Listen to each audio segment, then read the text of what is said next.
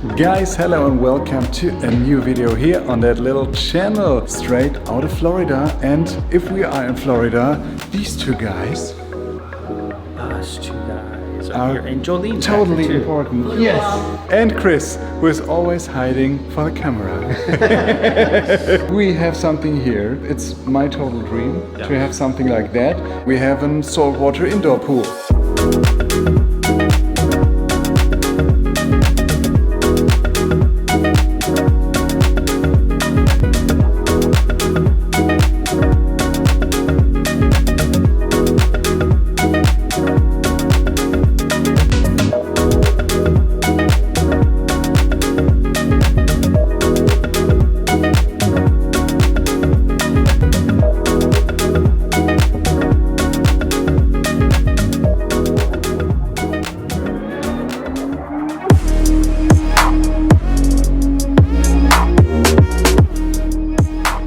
This saltwater pond, it's a mangrove pond or mangroven pond, is about 2,000 gallons, so 8,000 liters. It's the reverse. This is the sump and the filtration is in the garage, the techniques.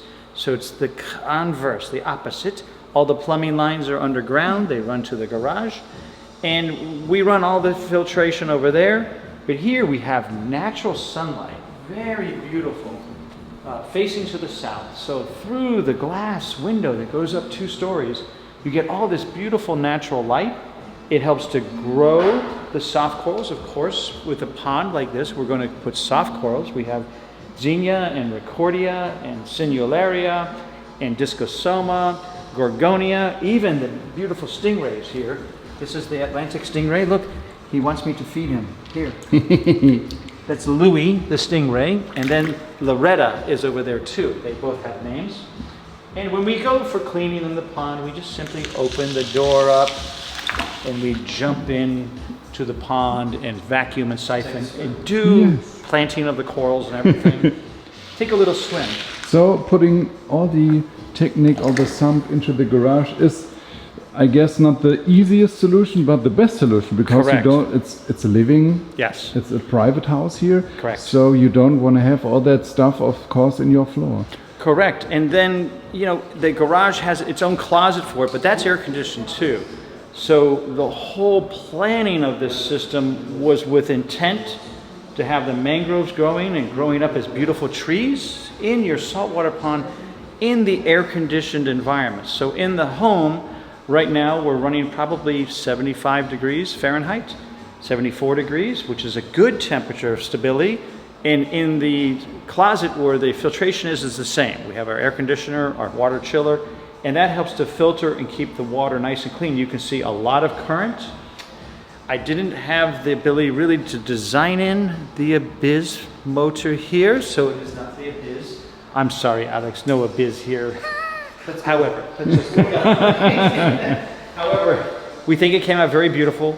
The owner wants me to put more fish in, so I'm going to do that. He'd like to get some fish. Alex suggests we should get some foxface and then other larger fish. He really wants me to get 6-inch fish, 8-inch fish, which I think is totally doable here.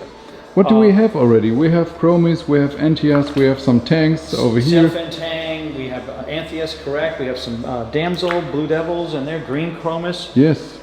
There is the Zoster's butterfly right there, the pyramid butterfly. Oh yeah, we have got some bengays, exactly. And then you have clownfish in here, aquacultured, purple tang. There's a convict tang in here. There's a good smattering of them, but it's been running now for a little more than a year and a half. The mangroves that we got from Julian Sprung are growing super well. There's new leaves you can see everywhere. But again, it's 3-dimensional. We put the glass wall up. That keeps the dogs from going swimming because the dogs wanted to go swimming in the pond. And do you know what I really like? The shape of the mangroves is picked up by these. I think these are not mangroves, but the shape is quite similar. Exactly. But I think over time, you give this a couple years, you can see the prop roots coming down from the mangroves. Yeah. A few years and they're going to be growing all the way up to here. And there's one on the far end down there. And I mean, how often do you go into someone's home and you see a saltwater pond? Never. Never. Exactly.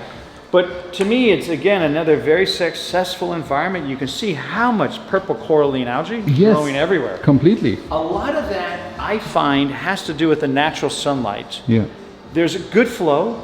I think we also do not have that often in Germany. You guys are in the frozen north. Yeah, we are in the hot sometimes. south. And that radiant light coming through, again, is very healthy for the coralline algae. I mean, just look at it. You have these, I guess these are LED lights, these three ones. Yep. These are radions here, and they give us enough light, mostly for nighttime. So you can, at night, you know, it's dark outside, but the pond is beautiful in the evening.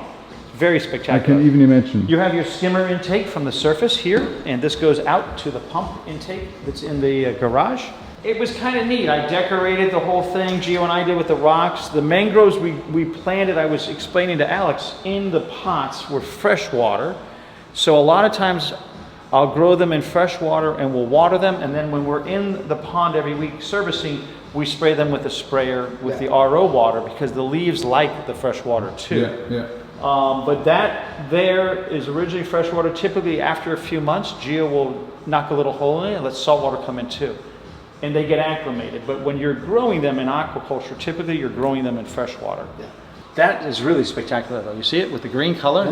But a lot of that under the sunlight. And the zoanthids under the sunlight, they do so incredible. Look at the zoanthids, the green star polyp. There's another anemone or Recordia. That's a Pacific type of mushroom there. I don't know the species, but they do so well. I also have seen some Euphyllias here. Yes. Some smaller ones, some torches. The two stingrays are the star of the show. They really love them. He'd like for me to get the blue spotted stingray too, so we'll work on those as well. You should add some blue zoas. Blue zoas? Okay, we have to get blue zoas too. So it's a little different. You know, in the garage, I think the car is in storage right now. We have the stackers for the sports cars and whatnot. They're out of town right now. Yes. But I want to show you the techniques. Maybe Alex will not be so happy because there's more noise, but it's the garage. But so, Tropic Marin will be happy. Because it's again Tropic Marine salt. More Tropic Marine salt, of course. Very good. And then in here we have all of the technique filtration. Of course, the big GROTECH protein skimmer. We have the fluidized calcium reactor. We have the GFO reactor, the calc stir. We have some clear water scrubbers for the algae. And we see again your typical system. And look, this sump is strong. It's gonna last forever. And it works in the averse. It's the opposite. This is elevated, so the water pumps from the pond, which is the aquarium, into the sump through the filters, and then it's gravity feed. So I have a siphon with a big valve, a 3-inch siphon. It's going fast. Again, a tight space, a little water cooler here. Oh, a magic feeder. And that goes automatically through the drain that siphons back into the pond. It smells good. Smells like good. I love the smell of fish food. UV sterilizer, ozonizer, temperature for the chiller going. So you run all these systems with ozone, isn't it? Typically we'll have an ozone running.